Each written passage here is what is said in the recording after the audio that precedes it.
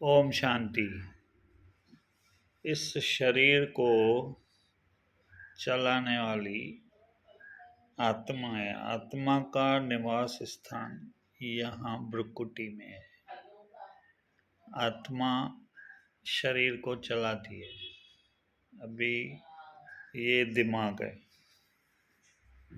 मैंने ऑपरेशन कराया तो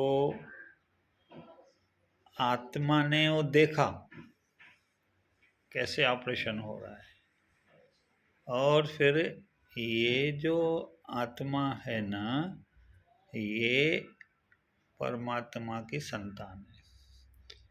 फिर मैं परमात्मा के पास गया, उससे बातें की।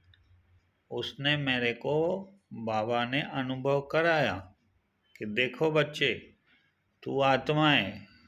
आत्मा अजर, अमर, अविनाशी है। ये तेरा शरीर है, ये तेरा दिमाग है। दिमाग आत्मा नहीं है। आत्मा अलग है और दिमाग अलग है। जैसे कंप्यूटर है तो कंप्यूटर ऐसे दिमाग है, लेकिन अगर कंप्यूटर में इंटरनेट ही नहीं होएगा तो चलेगा क्या? नहीं चलेगा। सॉफ्टवेयर ही नहीं होएगा तो चलेगा क्या? नहीं चलेगा। तो आत्मा सॉफ्टवेयर है, ऐसे है।